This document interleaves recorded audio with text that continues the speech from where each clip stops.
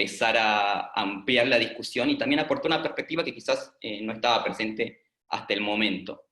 Mi nombre es Eduardo Ferreira, voy a ser de moderador y de speaker también, pero voy a hablar al final, así que de última me presento más detalladamente luego, pero bueno, trabajo en la Asociación por los Derechos Civiles, que es una organización de la sociedad civil de Buenos Aires, Argentina, que también trabaja muchos temas de protección de datos personales. Estoy acá con mis colegas Lía Hernández Pérez, de IPANDETEC, una organización de Panamá, bueno, ellos se van a presentar también, y Kemli Camacho de la cooperativa Sulapatzú de Costa Rica. Bueno, el objetivo de este breve webinar es que expongamos cada uno nuestras principales preocupaciones que vemos actualmente en el escenario de la protección de datos personales en América Latina y cuáles cuál consideramos nosotros que debe ser la agenda de la red en este sentido y cómo podemos aportar nosotros desde la sociedad civil, ¿no? Cada speaker va a tener 15 minutos para hablar, y luego la idea es que tengamos 15 minutos para preguntas, comentarios, eventualmente de los espectadores, o incluso entre nosotros mismos para avanzar la discusión, el debate. Así que yo sin más preámbulos le doy la palabra primero a Lía Hernández Pérez. Lía, si estás ahí, te dejo para que arranques con tus 15 minutos de exposición y para que nos cuentes desde Hispandetec cómo ven el escenario actual de los datos personales en Panamá, en Centroamérica, en la región en general, y cómo podemos ayudar de la sociedad civil para fortalecer el mecanismo. Así que, Lía, cuando quieras. Bueno, muy buenos días a todos. Muchas gracias, Eduardo, por la presentación. Un placer estar aquí compartiendo junto a ti, junto a Kemli. Para los que no me conocen, mi nombre es Lía Hernández. Yo soy directora y fundadora de IPANDETEC. IPANDETEC es una organización de la sociedad civil que promueve el uso y regulación de las TICs y la defensa de los derechos humanos en el entorno digital en Centroamérica. Estamos basados en Panamá, pero hemos comenzado a hacer un trabajo hace aproximadamente 3 años en seguimiento, monitoreo e investigación en políticas públicas de Internet, incidencia en algunos congresos a través de socios locales en cada uno de estos países de Centroamérica. Y, por ejemplo, cosas que pasan como en Nicaragua ayer, que salió un comunicado de una posible regulación de las fake news y las redes sociales, todo eso lo seguimos con nuestros aliados en cada uno de estos países. Desde el tema de protección de datos ha sido uno de los principales puntos temas de trabajo desde el momento en que la organización comenzó a trabajar en el tema de la incidencia en políticas públicas, junto con la gobernanza de Internet. Hemos estado viendo ese avanzar o ese camino que ha tenido, por ejemplo, en el caso de Panamá y otros países. En el caso de Centroamérica, Costa Rica y Nicaragua son los únicos países que cuentan con una regulación en materia de protección de datos. Kelly les contará mejor que yo cuál es el panorama en Costa Rica. En el caso de Panamá, Guatemala y El Salvador hay proyectos de ley. En Guatemala, un proyecto de ley que ha desaparecido del mapa porque ha cambiado el gobierno, la administración pasada en enero, y El Salvador, que recientemente con la reincorporación de muchas de las funciones de post-pandemia se han vuelto a unir la Comisión de Economía de El Salvador a través de la diputada Margarita Escobar, que es su presidenta, y algunos otros actores con los cuales estamos en constante colaboración y trato para saber cómo va ese proceso legislativo. Y en Honduras no hay ningún tipo de proyecto, excepto la ley de ciberseguridad, incluye algún otro proyecto, algún otro artículo que tendría que ver con el tema de recopilación de datos, pero un poco más que ser una ley de protección de datos, era una ley que lo que promovía era el discurso de odio y la retención ilegal de información. El caso de Panamá, que creo que es interesante que toquemos actualmente, porque después de Brasil, bueno, y Jamaica, son las tres últimas legislaciones en materia de protección de datos en toda América del Caribe, en toda América Latina y el Caribe en ser aprobadas. Yo quiero felicitar a la Red Iberoamericana de Protección de Datos por este paso que ha dado. Ha sido un trabajo arduo con compañeros de la sociedad civil para poder ocupar y obtener este espacio como miembros de la sociedad civil, ya que en la mayoría de los casos los gobiernos pasan los diputados pasan, pero organizaciones de la sociedad civil se mantienen por una gran cantidad en el tiempo y somos los que estamos en seguimiento a este tipo de temas y agendas en toda nuestra región. Entonces creo que es importante que valoren el papel de la sociedad civil y sobre todo porque es esa colaboración multisectorial en las cuales muchos gobiernos, al menos de Centroamérica, aún no creen, pero que sí es muy prometedor y sobre todo enriquecedor al momento de legislar, de emitir alguna opinión, de reglamentar alguna ley, etc. El caso de Panamá es que Panamá acaba de sancionar hace apenas un año y poco su ley de protección de datos personales. Fue un proceso legislativo bastante extenso y recuerdo yo del año 2014 cuando había un proyecto de ley, recién inició la administración del gobierno anterior aquí en Panamá, ese proyecto de ley y se intentó hacer una discusión legislativa, sin embargo, no hubo ningún tipo de éxito hasta que entró a la mitad de ese periodo gubernamental, se presentó un proyecto en la Asamblea Legislativa sobre la protección de datos personales totalmente distinto al anterior, mucho más flexible, mucho más ley marco, mucho más enfocado a regular o a establecer las típicas figuras jurídicas que establece toda la ley de protección de datos, pero mi principal crítica es que es un proyecto de ley que no cumple con aquellos estándares que la red en su mayoría, no con todos, pero con algunos sí, esos estándares que tanto la Red Iberoamericana de Protección de Datos como otras legislaciones del mundo contemplan, que es la actualidad de la protección de datos.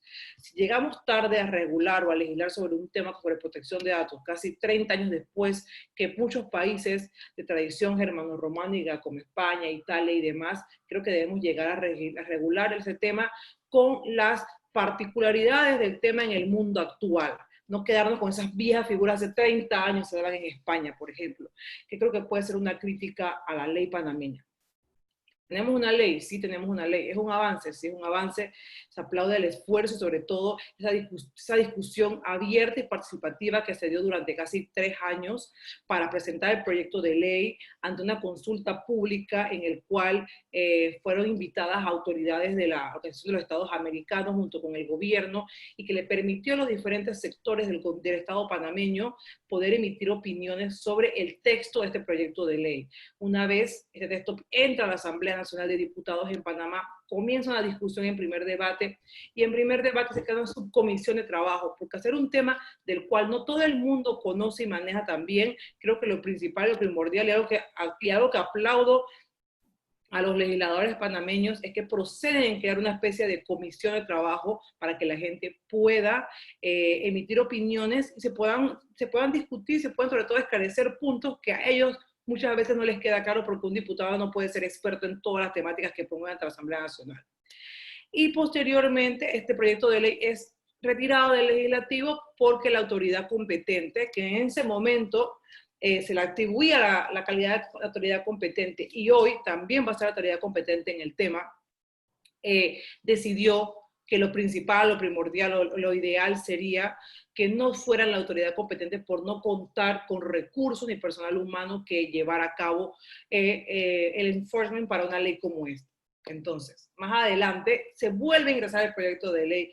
Hay una gran participación de muchos sectores, sin embargo, la participación de la sociedad civil es muy escasa, porque pueden existir, es cierto que hay gremios que su figura jurídica es una personería jurídica, una organización sin fines de lucro, pero al final responden a intereses de la empresa privada, responden a intereses de bancos, responden a intereses de los consumidores como ciudadanos, pero en sí la esencia de su organización no es sociedad civil, porque no responden a los intereses del ciudadano final, de ese titular de dato personal que en cualquier caso debe ejercitar los derechos que esta ley señala.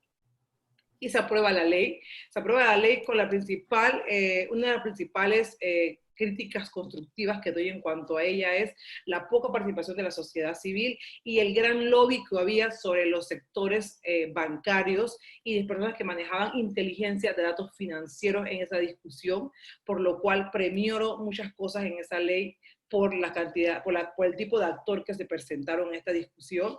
Sin embargo, se aprueba la ley y se da un tiempo prudente de 2 años para que fuera la ley a ser reglamentada. Esto sucedió en marzo del 2019, que es sancionada. La ley debe entrar en aplicación, en vigor, como lo que vamos a decir, en vigencia, el 29 de marzo del 2021. Y creo que lo principal aquí, y también un poco replicando este modelo de la red iberoamericana que conglomera a las autoridades de protección de datos de los países de Iberoamérica, o sea, los principales países que han venido siendo punteros en estos temas en la región latinoamericana, como lo son España, Uruguay, Argentina, México. Nosotros como asociación de la sociedad civil nos podemos sentar en una mesa con ellos, en un evento, en una discusión, a decir esto o esto o esto nos parece o no. Entonces, ¿qué hace falta para que si una red de esta magnitud tan grande de esos espacios de la sociedad civil, para que también nuestros países den estos espacios?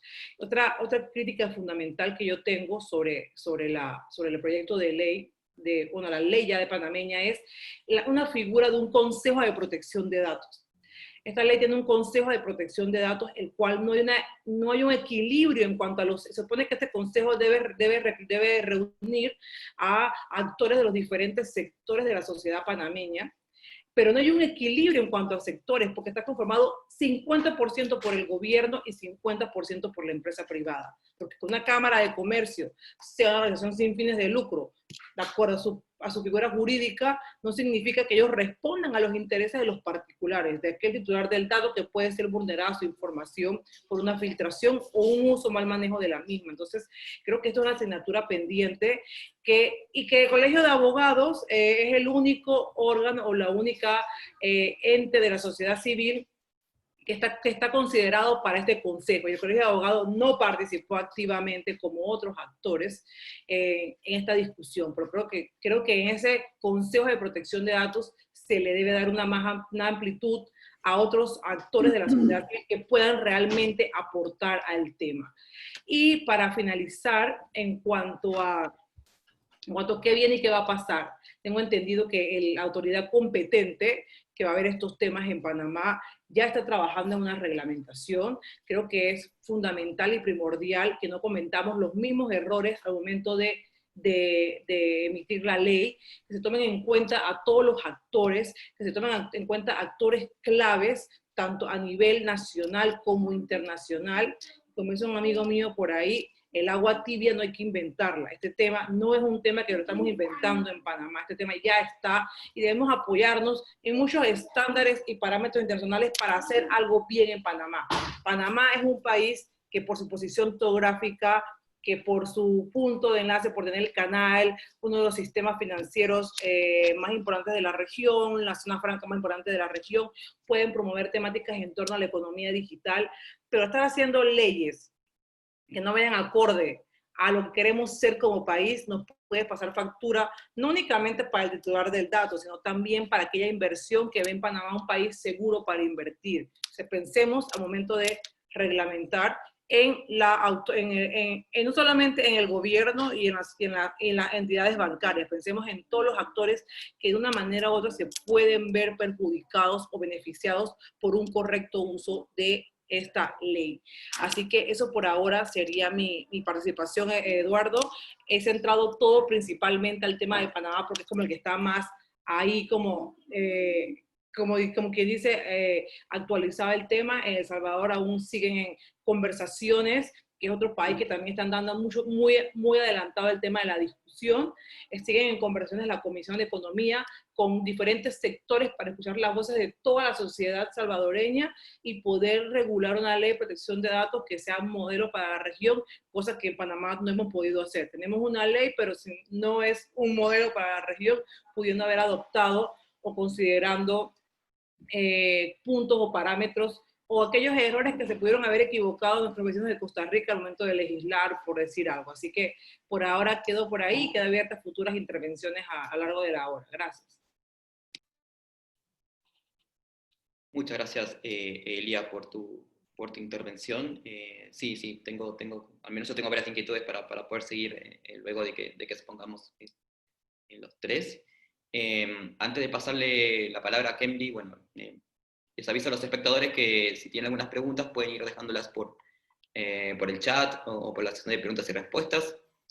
de todas maneras, si ustedes quieren hablar, digo, los espectadores prefieren hacer la pregunta a viva voz, por decirlo así, avisan y yo les habilito la palabra, porque como está la configuración actual, no lo pueden hacer, no me avisan.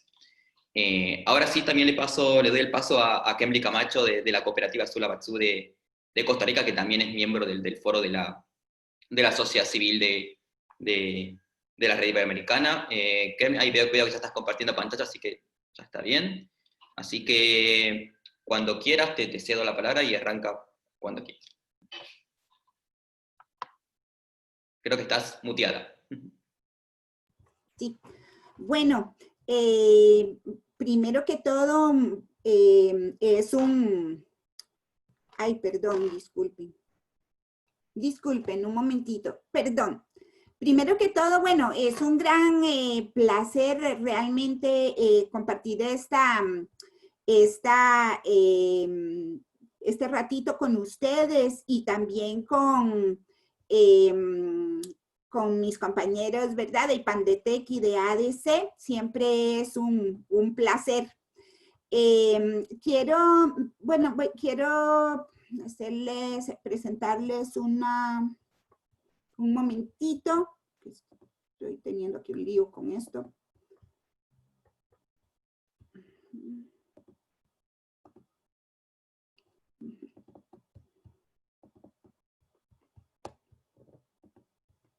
Aquí.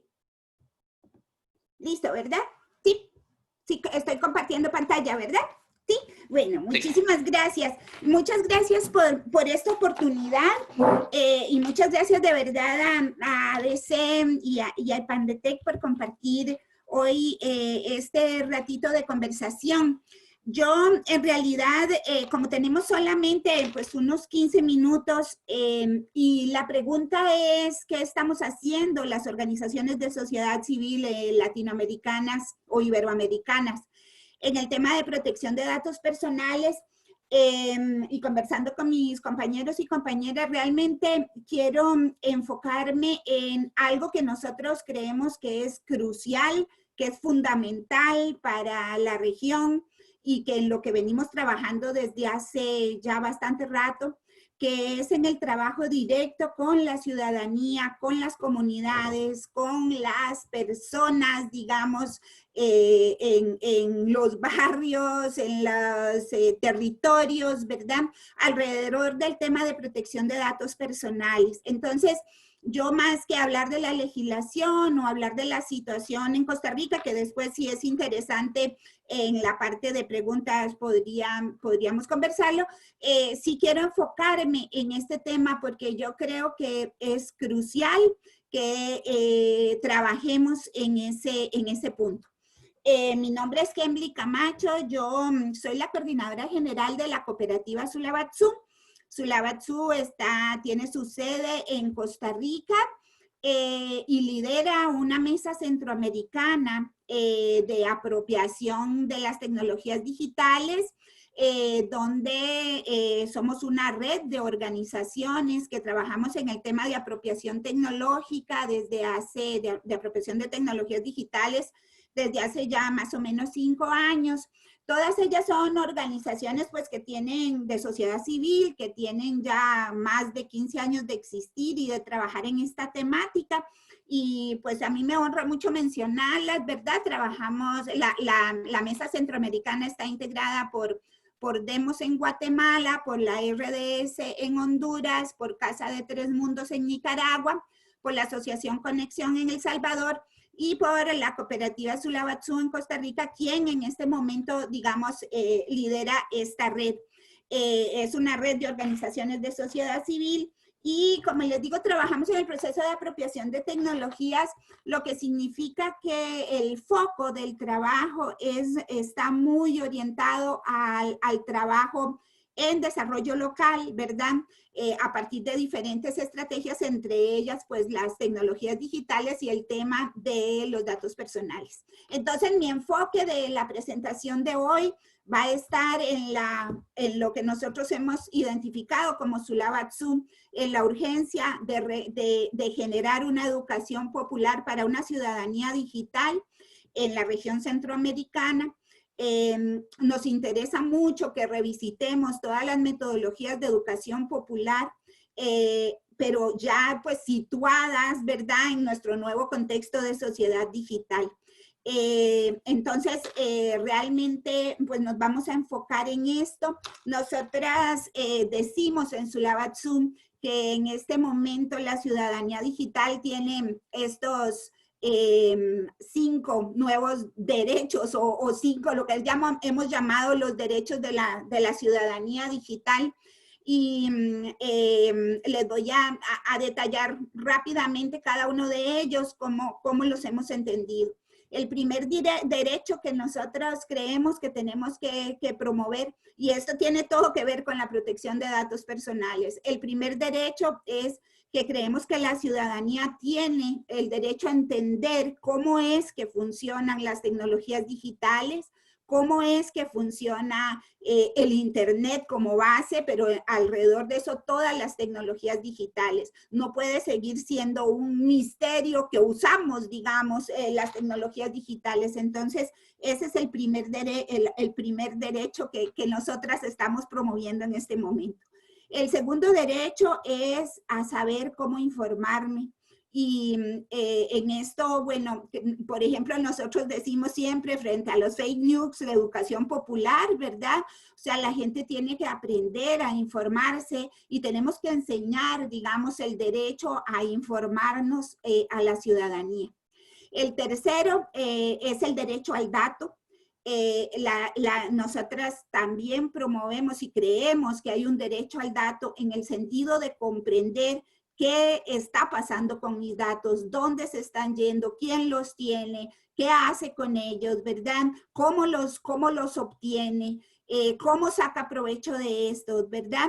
¿Qué pasa con mis datos? Es otro de los que nosotros estamos considerando como un derecho de esta ciudadanía digital.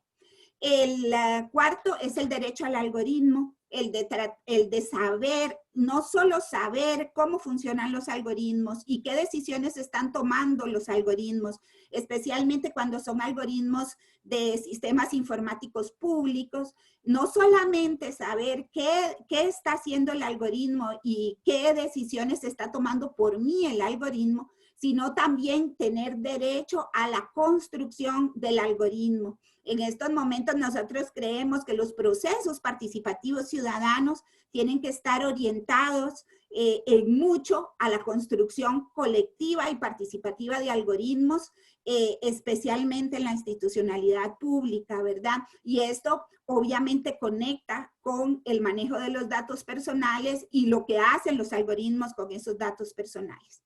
Y el quinto derecho que nosotros venimos promoviendo y sobre el que venimos trabajando es sobre el derecho a proponer la tecnología que yo requiero en mi entorno inmediato. Aquí venimos desarrollando toda una metodología de trabajo, ¿verdad?, para trabajar en los territorios y que las personas, cualquiera que sea la persona, no una persona técnica, ni basado en ese, digamos, exclusión de la élite técnica, ¿verdad?, para que cualquier persona en las comunidades y en los territorios pueda proponer la tecnología que requiere su contexto y además que pueda definir qué va a pasar, digamos, con todos los datos y la información que se va a desarrollar con esa tecnología. Estos son, digamos, como los 5 derechos de una ciudadanía digital que nosotras estamos proponiendo desde este enfoque de educación popular. Les voy a hablar muy rápidamente de uno de los proyectos de este gran programa que se llama TICAS. Bueno, por el tiempo he escogido 2 ejemplos nada más de este trabajo que desarrollamos en la región centroamericana y específicamente en Costa Rica. Uno de ellos, este programa TICAS es un programa centroamericano de género y tecnología, digamos, de la búsqueda del desarrollo, de un desarrollo tecnológico feminista con enfoque de género, que cree y que construya una tecnología desde otros abordajes. Es un programa de mujeres en las tecnologías que busca más allá que haya más mujeres en las tecnologías, que realmente tratemos de construir una tecnología digital desde otros referentes. Uno de los proyectos que desarrollamos con la Universidad de Washington y ahora con la Web Foundation, específicamente con su programa RO, es alrededor de, en realidad, cuáles son los datos que queremos las mujeres del sector digital, por qué estos y cómo los queremos obtener. Este es un proceso que venimos desarrollando pues con el programa TICAS, que integra 800 mujeres de la región de Centroamérica y el Caribe. Y en este programa específicamente reflexionamos alrededor del dato, ¿verdad? Y del dato personal. Y de cómo es que nosotros quisiéramos proponer no solo cuál es el dato que realmente ocupamos, ¿verdad? Y poder construir ese dato que ocupamos y desarrollar procesos de construcción del dato que necesitamos, sino cómo podemos proponer alternativas al manejo de los datos personales, sobre todo con procesos abiertos, amplios e inclusivos, ¿verdad? Que definan colaborativamente, colectivamente con las comunidades el manejo de los datos personales. Bueno, es un proceso que desarrollamos desde el año 2018, ¿verdad? Venimos construyendo, no solo construyendo modelos de datos, no solo construyendo cómo queremos manejar estos datos, sino también construyendo tecnologías para recuperar estos datos. Bueno, la mayoría de estas muchachas pertenecen al sector digital, son ingenieras informáticas de toda la región, ¿verdad? Entonces, en conjunto, vamos definiendo también qué metodologías podemos utilizar para capturar los datos de una manera más transparente. Bueno, esta es una foto del programa TICAS, donde, digamos, nos reunimos las mujeres para hablar, construir, definir, digamos, otra tecnología con otras metodologías, con otros propósitos y para otras poblaciones, siempre con el principio de la primera tecnología que queremos desarrollar es la que atiende los entornos inmediatos.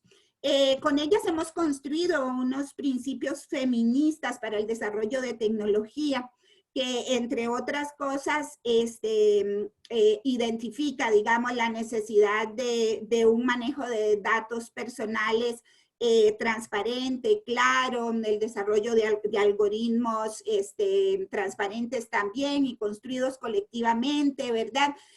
Creemos que, no les voy a leer todos estos principios, nada más decirles bueno, que hay, digamos que hemos ido construyendo estos principios para el desarrollo de una tecnología, digamos, de una tecnología digital que parta de otras premisas, digamos, de otras premisas, y las mujeres estamos proponiendo esas premisas y desarrollando esa tecnología. Con ella sí construimos una ética del manejo de los datos personales, ¿verdad? Que está conformada por estos 10 principios que tampoco voy a detallar y leer por temas de tiempo, ¿verdad? Pero que sí está basado en varios proyectos a nivel internacional con los que nos hemos relacionado, ¿verdad? Para la construcción de esta ética de datos personales, ¿verdad? Relacionando los datos personales con datos abiertos, solamente manejando los datos necesarios, almacenando los datos solo cuando se necesitan y borrándolos después, etcétera. Esta propuesta de ética de datos es la que sustenta, digamos, el manejo de los datos dentro de las tecnologías que venimos desarrollando con estos equipos de trabajo. Por tiempo también, si después quieren volver, con muchísimo gusto, ¿verdad? Podemos pasar por aquí. Una cosa que venimos ahora trabajando con ellas, ¿verdad? Es el tema de que además, digamos, de trabajar con esta ética de datos personales y utilizar principios feministas para el desarrollo de tecnologías digitales, también tenemos que pensar y ir construyendo otros modelos de negocios digitales que no estén basados en la poca transparencia del manejo de los datos personales. Entonces, también creemos que, digamos, toda la legislación, toda la regulación tiene que acompañarse de modelos de negocios digitales que también, digamos, reflexionen sobre el tema del manejo de los datos personales. Entonces, bueno, hemos trabajado un poco en eso. Ahorita estamos trabajando con la Universidad de Mondragón y con la New School en Nueva York sobre el tema de plataformas, de cooperativas de plataformas como una alternativa a los modelos de negocios digitales con principios éticos de manejo de datos personales. Entonces, bueno, quería comentarles un poquito de eso. No sé cómo estoy de tiempo, Eduardo. ¿Puedo pasar al segundo ejemplo o estoy muy ajustada? No, pero está bien. No, me interesa lo que estás contando, Camila, así que te doy un par de minutos. Muchas gracias.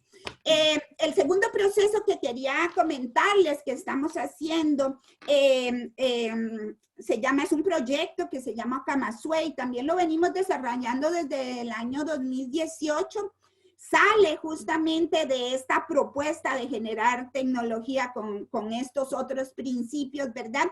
Es apoyado por el Colegio de Profesionales de Informática y Computación de Costa Rica, por el Fondo de Iniciativas Locales de la Embajada Canadá y por APC, y es un proyecto que acaba de ganar fondos FRIDA en este momento, en esta edición, específicamente para trabajar sobre los derechos que les mencioné previamente, sobre todo el derecho a conocer y el tema de la protección de datos personales, de datos indígenas, ¿verdad? Y datos personales de territorios indígenas, que es donde vamos a enfocar este proyecto FRIDA de este año.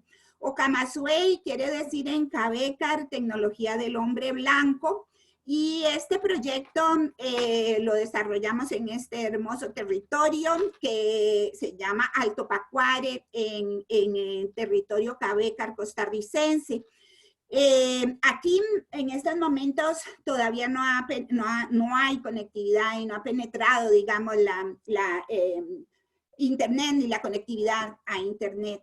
Con ellas, que es la red de mujeres de Alto Pacuare, hemos venido reflexionando muchísimo sobre realmente qué significa para ellas este tema de la incorporación de la tecnología, y específicamente su gran preocupación es alrededor justamente de la protección de los datos personales que están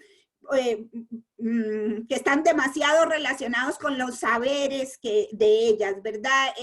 Realmente cuando trabajamos en territorios indígenas tenemos que cambiar totalmente la estructura de pensamiento. El saber de las mujeres es un dato personal, digamos, para decirlo en nuestra visión de Occidente, ¿verdad?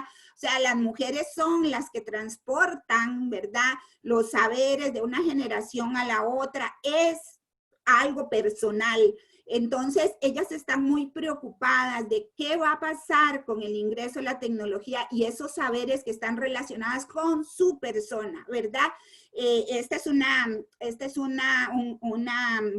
una cultura matrilineal, entonces los saberes pasan de las mamás a las hijas, ¿verdad? A partir de la práctica, a partir del intercambio entre generaciones. Y el saber, como les digo, es un tema personal. Cada una de ellas se ha formado 40, 30 años en determinados saberes que están relacionados específicamente con su persona.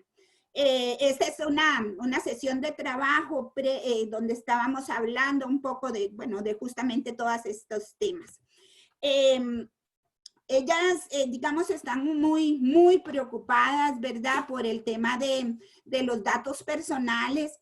Ellas dicen, bueno, nuestros saberes son como el viento porque se transmiten a través de la palabra en todo el territorio, donde caminas 10 horas, 15 horas para llegar a un punto de encuentro, ¿verdad? Entonces, ellas se preguntan ahora con la tecnología que realmente se cuestionan muchísimo, ¿verdad? ¿Cómo van a viajar esos conocimientos que son personales, ¿verdad? ¿Hasta dónde van a llegar? ¿Hasta dónde vamos a poder decidir nosotras qué va a pasar con estos conocimientos, ¿verdad? Entonces yo creo que esto nos plantea otro gran tema, ¿verdad? Y es el tema del saber como un dato personal también. Yo voy a ir muy rápido en esta parte porque pues esta es toda una discusión, pero quiero presentarles un poco los dilemas que discutimos con estos territorios indígenas alrededor del tema de los datos justamente, ¿verdad? Tal vez el primer gran dilema es que ellas no están claras de si quieren o no quieren que en el territorio haya conectividad, ¿verdad? Esto está, bueno, muy relacionado con el tema de la colonización de datos, ¿verdad? La colonización a partir de los datos. Ellas lo entienden muy, muy bien porque relacionan mucho la penetración de Internet con la educación, con la religión, que han sido los grandes colonizadores de sus territorios y de sus culturas, ¿verdad? Entonces, para ellas Internet es como ya el cierre de ese proceso de colonización de sus culturas, ¿verdad? Y entonces,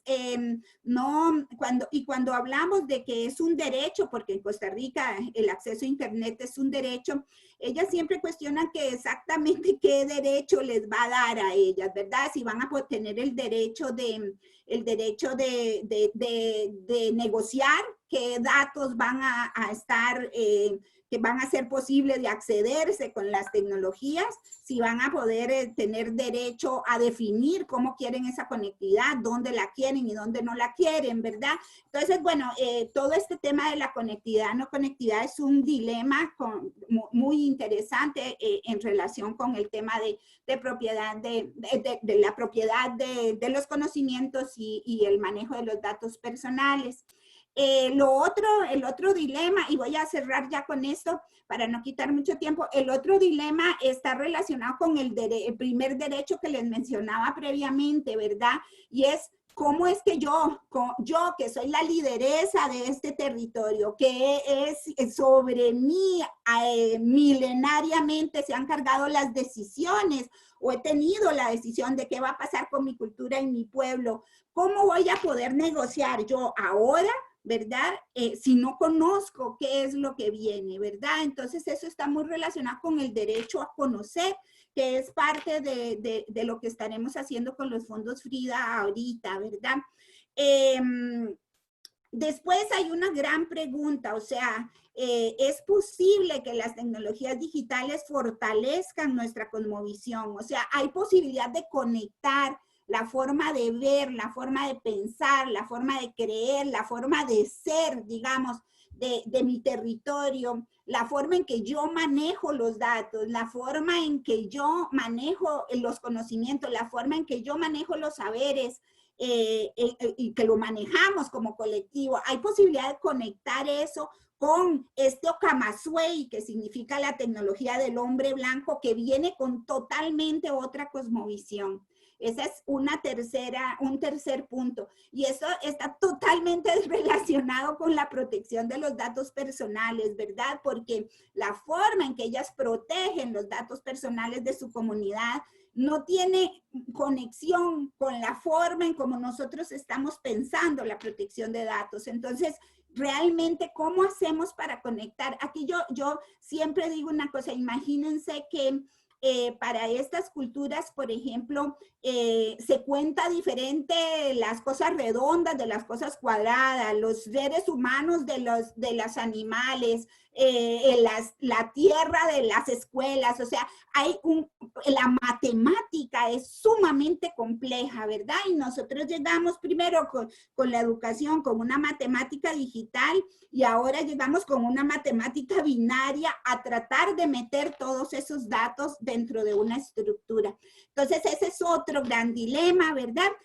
Voy a ir rápido con nosotros por el tiempo, ¿verdad? Está toda la pregunta de si realmente se puede proteger los saberes, y esta es la segunda discusión que tendremos con el programa Frida, ¿verdad? Alrededor de la protección de los datos indígenas, ¿verdad? Y los datos personales, que como les digo, implica la protección del saber, porque ese es un dato personal, está en el cuerpo de cada mujer. Y bueno, y últimamente tenemos unas fuertes discusiones sobre si la tecnología que estamos desarrollando con ellas es una tecnología que debe ir solamente en idioma Cabécar, o si es una tecnología que también debería ir en español. Y esa tampoco, digamos, es una discusión superficial. Con esto voy a dejarlo hasta aquí. Quería aportar un poquito sobre lo que estamos haciendo como sociedad civil, sobre este tema de los datos personales, reflexionando directamente con las comunidades en estos procesos de educación popular que creo profundamente que hay que impulsar y que hay que desarrollar, ¿verdad? Alrededor de todo el tema, digamos, de protección de los datos personales, que no es solamente un tema legal o un tema político, digamos. Muchas gracias.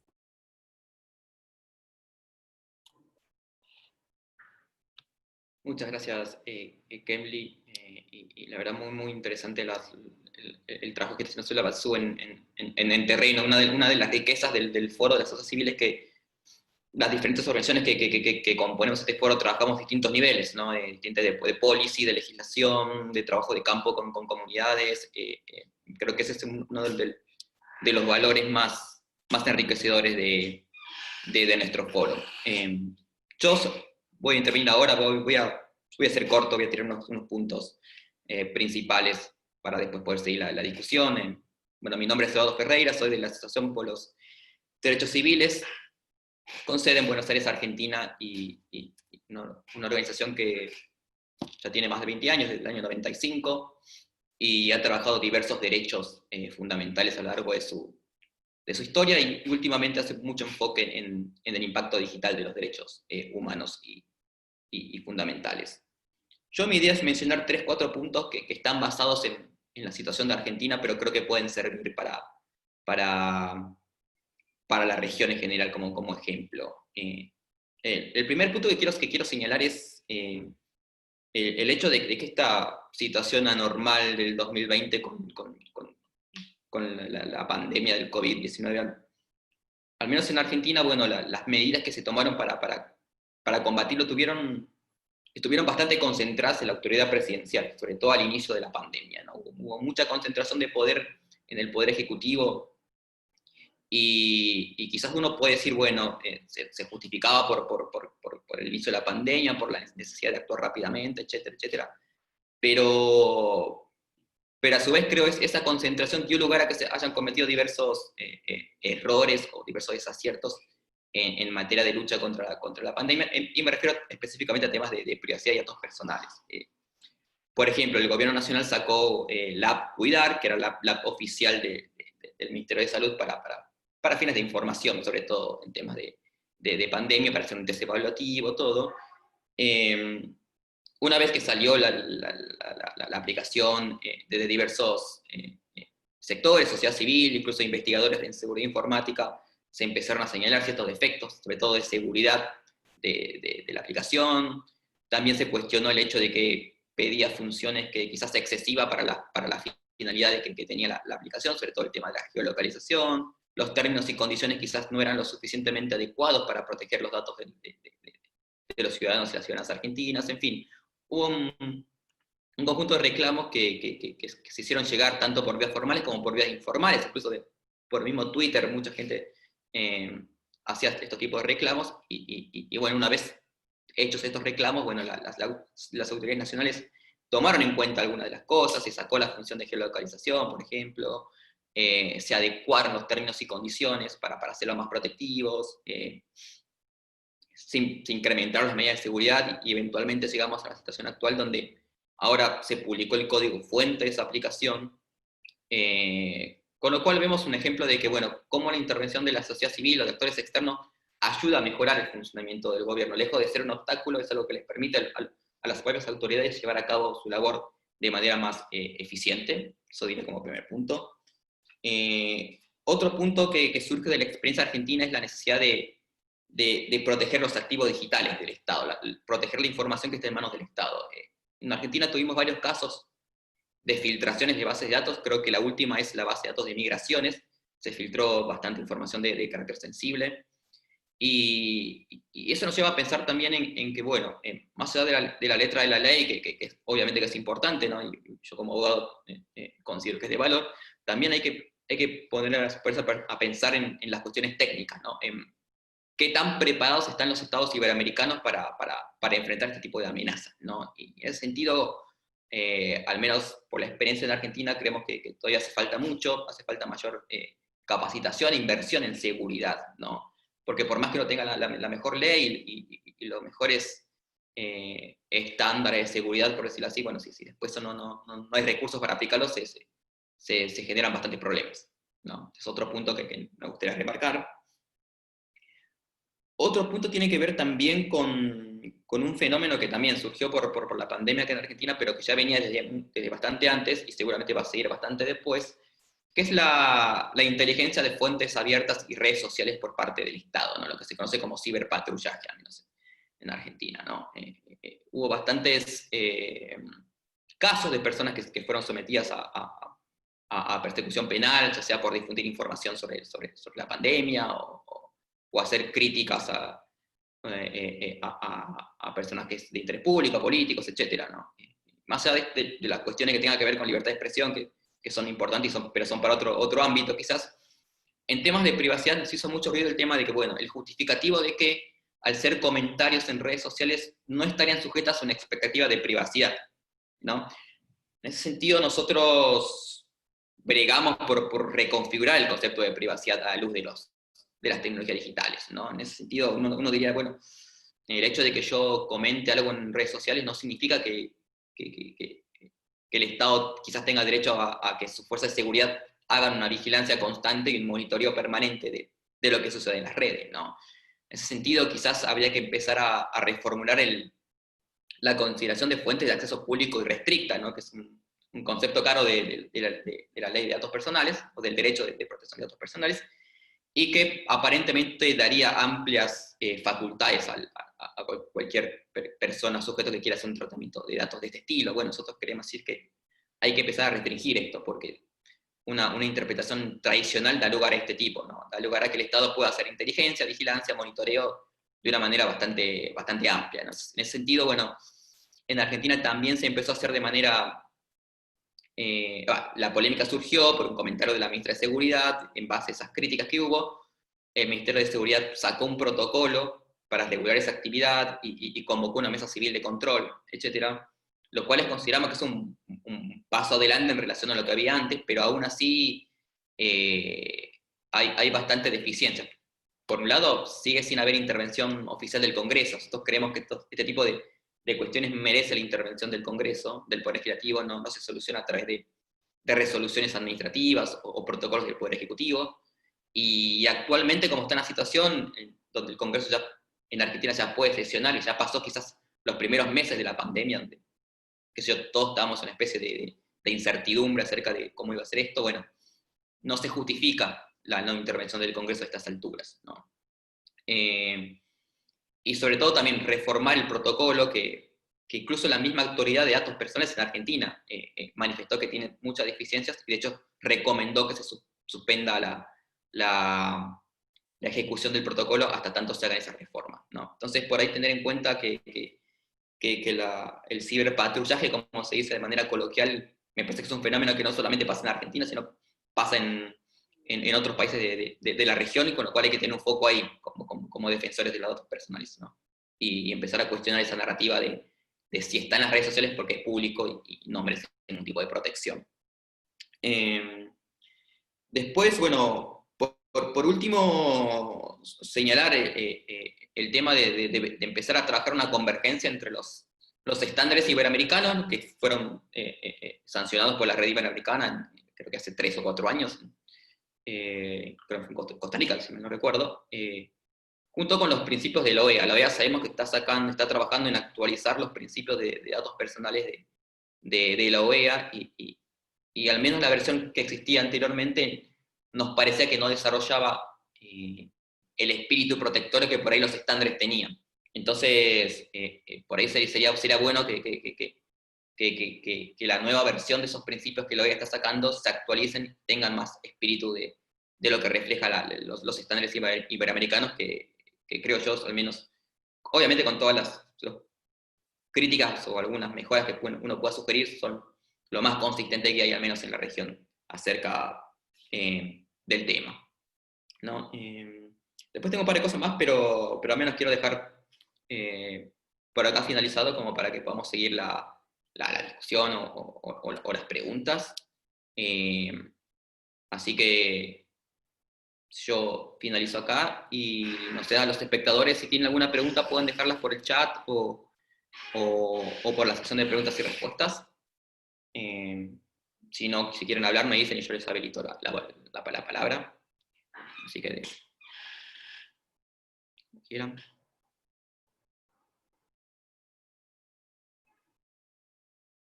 Okay.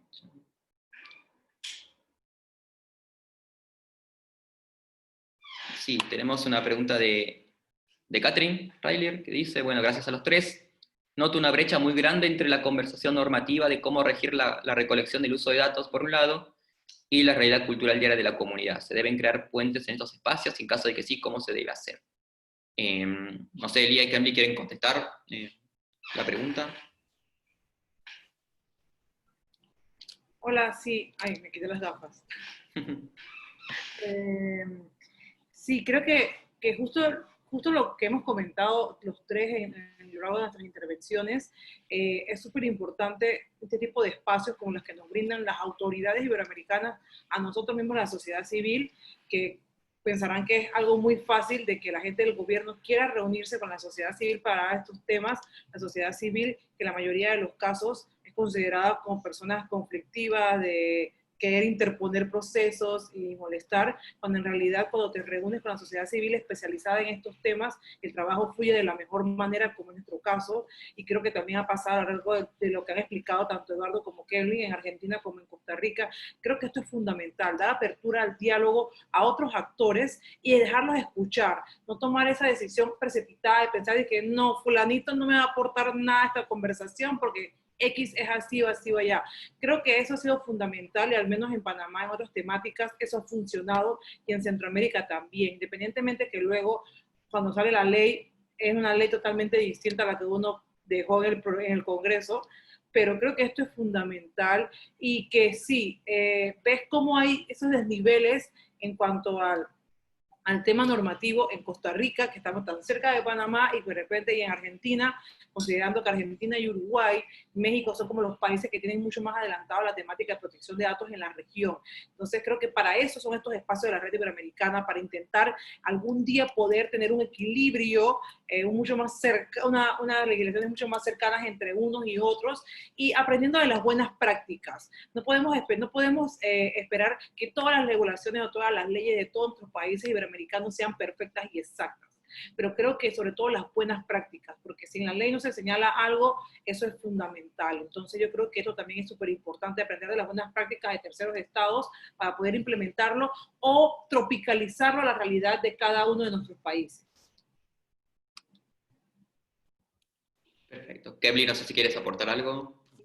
Solo quiero agregar 2 puntitos. El primero es que yo creo que tenemos que entender que esta discusión no es solo una discusión normativa, y eso a mí me parece que es muy, muy importante, ¿verdad? Y que si bien es cierto, ¿verdad? Como dice Elía, hay un enorme avance en sentarnos, sociedad civil, con las agencias y con, bueno, con toda la parte regulatoria de los países, y poder conversar al respecto de esto. También tenemos que sentarnos, ¿verdad? Con las organizaciones comunitarias, con las organizaciones, con los movimientos sociales alrededor de este tema. Yo estoy convencida, y bueno, por el trabajo que venimos haciendo, que es urgente, ¿verdad? Que esta discusión sea una discusión en los territorios, con las personas, digamos, en los territorios, para poder de verdad acercar. Yo tengo esa misma preocupación que manifiesta Catherine, ¿verdad? De la gran distancia, la gran brecha que hay entre lo normativo y la discusión normativa y los movimientos comunitarios y sociales, ¿verdad? Que difícilmente se han integrado, ¿verdad? Movimientos ambientalistas, movimientos por la defensa del territorio, movimientos indígenas. Es el tema de protección de datos personales es fundamental, pero no está en esa discusión. Y eso para mí tiene que ver con esta necesidad, digamos, de acercamiento de los dos lados. Y en último, digamos, mi último punto es que yo creo que también en el sistema educativo formal, ¿verdad? Tenemos que empezar a integrar estas temáticas como parte de la formación de los niños y los jóvenes. Para que sea una temática cotidiana, ¿verdad? Al final los datos personales están en los cuerpos, digamos. Entonces tiene para mí que ser una temática cotidiana, y yo sí creo que las agencias de protección de datos tienen que también ir desarrollando junto con sociedad civil y organizaciones comunitarias estas acciones. Gracias, Kelly. Yo creo que ya Lía y Kemly dijeron todo. Solamente es remarcar eso, lo último que dijo Kemly, o sea, pensar el derecho a los datos personales es como un derecho a la identidad y al cuerpo de uno mismo. Creo que es una forma de empezar a cambiar la narrativa y tratar de vincular a la sociedad, a los grupos que componemos la sociedad, ¿no? Y quizás volviendo un poco al tema más legal, que al menos es lo que, el enfoque que trabajamos en AEC, bueno, también está el problema que notábamos incluso con la agencia de Argentina, el hecho de cómo lograr que la gente empiece a litigar más temas de datos personales, ¿no? Que a veces las herramientas legales están, pero la gente no las usa.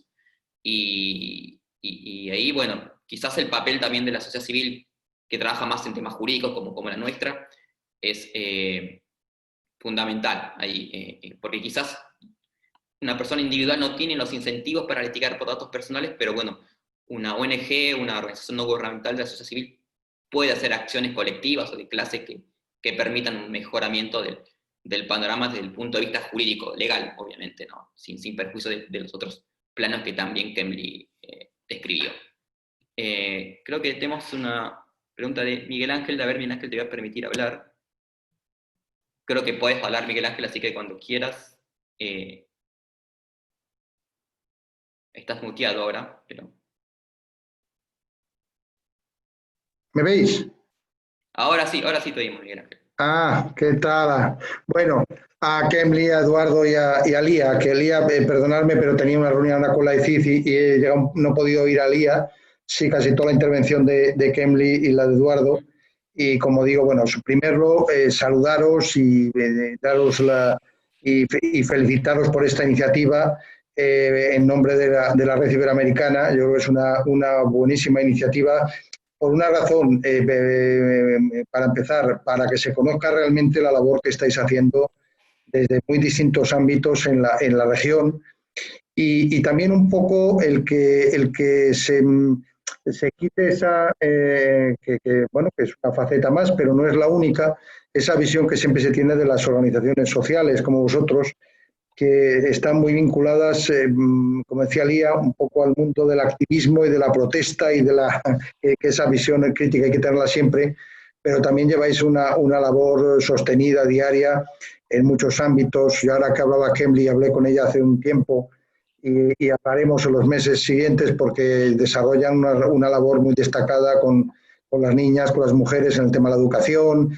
Es decir, y en terrenos donde a lo mejor uno no piensa que está interviniendo una organización social y, como digo, de alto contenido tecnológico o mucho más avanzado, ¿no? Que todo tiene cabida en este mundo de la privacidad, ¿no? Yo creo que eso, cuando se creó el Foro de la Sociedad Civil, se puso en marcha, si no recuerdo mal, en el encuentro de Costa Rica. La idea era, por un lado, que se la necesidad que teníamos de cubrir ese flanco social. Sabéis que la red ha sido tradicionalmente una red exclusivamente institucional y sabíamos que era, vamos, para una de las partes fundamentales de nuestro trabajo, que es la cultura de protección de datos y la difusión en la sociedad de esta cultura que es necesaria para cimentar la protección del derecho, necesitábamos ir de la mano de las organizaciones sociales y, en general, de las organizaciones que están trabajando en este campo en la región.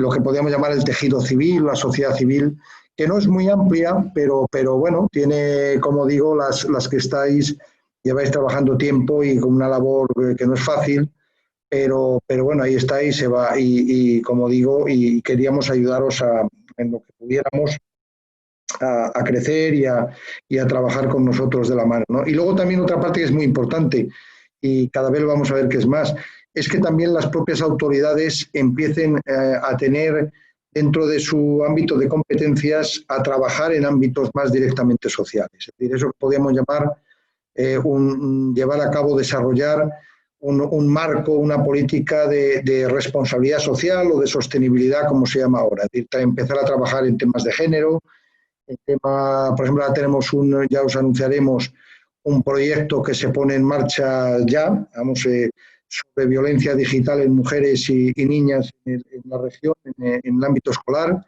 que nos ha financiado la Unión Europea, con 5 autoridades iberoamericanas. Bueno, pues ahí queremos también contar con vosotros, con todos vosotros y con otras organizaciones ya que trabajen más directamente en temas de género y de educación digital, que queremos sumar en esta iniciativa. En temas de tecnología y mujeres, que también es un campo donde queremos como digo, que fomentar las vocaciones en las niñas, en las mujeres en el ámbito tecnológico, que es absolutamente ligado a los temas de privacidad. En definitiva, esa vertiente social que también le faltaba a las autoridades, empezar a desarrollarla y como digo, y lo veremos en los próximos años, porque es uno de los ámbitos de actividad de las autoridades que irá creciendo, ¿no? Y ahí habrá una convergencia con vosotros muy clara, como en otros frentes que tenemos que abrirnos, el ámbito de los profesionales y, por supuesto, con los responsables, que es la otra tercera pata con la que trabajamos desde las autoridades, ¿no? Entonces, como digo, daros la enhorabuena y que además en los siguientes webinarios del ciclo que tenéis preparados, seguir contando con el apoyo de la Secretaría y de la Red Iberoamericana, de las autoridades, en cuanto a difusión y en cuanto a buscar temas, como digo, donde nos haga trabajar juntos y donde nos permita, además a mí el primero, es el interés de estar con vosotros, el conocer realmente de verdad lo que estáis haciendo, conoceros más en profundidad y en esa medida enriquecerla y que tenga luego un retorno también para las propias autoridades a la hora de diseñar sus políticas y sus estrategias, porque también hay que contar con esta vertiente. Así que enhorabuena y a los tres y en general a Valeria, a todo el foro, al conjunto del foro, que sé que en poquito tiempo seguramente vais a seguir creciendo, cada vez se va extendiendo más y me alegro de verdad que esto es un motivo también para vosotros, para reuniros, para veros y para que la gente sepa lo que estáis haciendo. Enhorabuena de verdad. Muchas gracias, Miguel Ángel. Y sí, parte de la idea de esta serie de webinars es mostrar la diversidad de la tarea que hacemos cada uno de nosotros, ¿no? Que como acaban de ver es bastante variada y se enfoca en todos los distintos niveles de trabajo en lo que hace a datos personales. Y sí, coincido en lo que vos decías de empezar también a trabajar temas más específicos. Nosotros en ADC, por ejemplo, actualmente estamos llevando una investigación sobre salud digital y datos personales, ¿no? Cómo son las regulaciones, cómo son el funcionamiento de las empresas de salud en Argentina, que bueno, lo estamos haciendo todavía, pero esperamos que una vez que esté publicado lo compartiremos con la red para ayudar también al debate sobre la protección de los datos sanitarios. Ese es el camino, exactamente. Así me alegro, que, ¿verdad? no sé, Lía y Cami, si quieren mencionar algo más.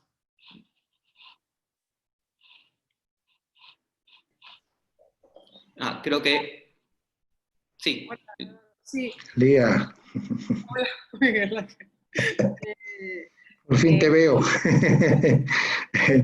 Perdona que no te haya podido escuchar, pero bueno, ha sido, como digo, lo salió Valeria, pero bueno, que por lo menos me incorporo y veo un ratito. Me alegro de verdad. Muchas gracias por estar aquí conectado y No, sí, eso es lo que menciona Miguel Ángel, es súper cierto y creo que es el trabajo que han venido haciendo Cambly con las otras organizaciones en Centroamérica, como tocar de manera transversal. No es como ir a una comunidad y decir a las personas, oye, ¿qué es la protección de datos? La protección de datos es esto y esto y esto, es encontrar la manera de cómo hacerle entender de su día a día, de qué manera se encuentra relacionada a la protección de datos. Nosotros desde Ipandetec estamos haciendo ahora un trabajo también sobre temas de salud y protección de datos, y también vamos a entrar a hacer un proyecto sobre ciberseguridad en la estrategia nacional local, que de una manera u otra son temáticas que se tratan de maneras separadas, pero que deben tratarse de manera paralelas para ver los avances que se van dando.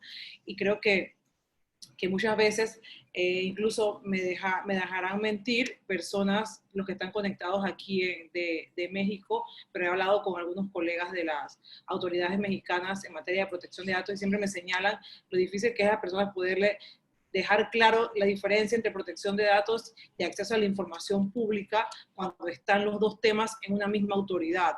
Entonces creo que ahí también va a jugar un papel muy importante en el caso de Panamá, porque tenemos ambas temáticas en una sola autoridad y creo que hay que encontrar esta forma de buscar proyectos que sean más bien que todo prácticos y que la gente pueda entender de una manera práctica lo que es la protección de datos, dejando el dos tecnicismos que siempre solemos utilizar los abogados de explicar todo desde el punto de vista de la ley, de la norma, etc. Entonces creo que ese tipo de temáticas son súper importantes y sobre todo comenzar desde de los más pequeños, desde los padres, con el uso del Zoom, en las telellamadas, de los niños de los colegios. Estaba hablando con una amiga ayer y a la niña la mandaban a hacer un TikTok para la clase estando en kinder, cuando se supone que TikTok en todo el mundo es una aplicación que no es bien vista por las medidas de seguridad. Entonces a un niño de kinder están mandando a hacer un TikTok como una tarea de kinder. Entonces para muchos eso es una gracia y algo divertido, pero para otros desconocen la repercusión que pueda traer la privacidad de los menores. Entonces felicito a quienes están llevando iniciativas en cuanto a eso y procuraremos hacer más iniciativas prácticas para poder empoderar a la comunidad en cuanto al manejo de sus datos. Va a ser útiles, me parece bien. Genial. Creo que el doctor Rotondo quiere hablar. Doctor Rotondo, así que desmutéese y lo escuchamos.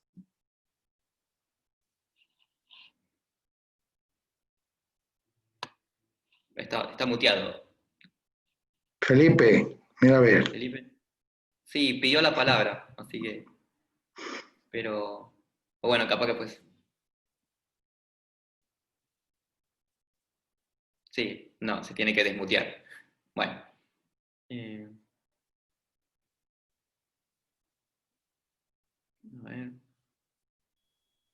A ver, Felipe. Ahí está, ahí se desmuteó. Sí, ahora sí le escuchamos, doctor Rotondo.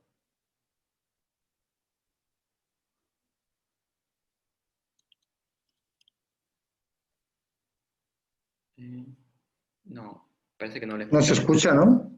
No, no se escucha. Pero prendió el micrófono, así que es raro. A lo mejor es un tema de la conexión, no sé. No, mientras tanto le agradecemos a Lorena Navarro que nos felicita por el webinar y también le mandamos saludos. Hombre, saludos a Lorena también, estamos en familia. Sí, estamos todos, sí. Estamos conociendo, sí.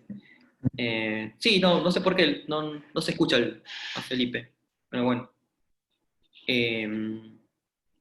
Yo diría que vayamos cerrando ya. No sé si Lía y Cambly quieren hacer unas palabras finales, como quieran. No, estamos bien. Yo rápidamente nada más decir que a mí me alegra muchísimo, de verdad, la apertura de la red, ¿verdad? De integrar organizaciones de sociedad civil, de establecer estos diálogos, de conectarse, ¿verdad? Creo que desde sociedad civil se desarrollan realmente muchas cosas muy sustantivas, ¿verdad? Entonces, de investigación, ¿verdad? De trabajo comunitario, de incidencia en políticas. O sea, que creo que realmente es muy valioso obtener este tipo de interacciones.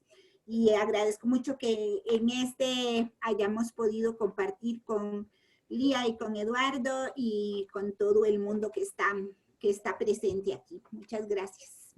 Gracias, Kelly. Yo solamente agradecer obviamente a todos los que participaron, a Miguel, a Felipe y a todos los que nos acompañaron, y anunciarles que el mes que viene va a haber un nuevo webinar con otros integrantes del foro y también otros miembros de la sociedad civil que todavía no son del foro, pero también tienen cosas importantes para contar, y que va a estar enfocado en experiencias nacionales. Ejemplos recientes de países que han trabajado temas de legislación de datos personales o alguna iniciativa particular de datos personales, y está bueno también conocer para ver cómo trabajó la sociedad civil y el papel fundamental que cumplió para el logro de esos objetivos. Así que simplemente eso. Perfecto. Estamos en contacto Pues nos vemos. Bueno, gracias Lía y Cami por acompañarnos, y entonces nos estamos viendo en un mes. Venga. Adiós. Enhorabuena. Hasta luego. Chao, chao. Chao, Hasta chao. luego. Hasta luego.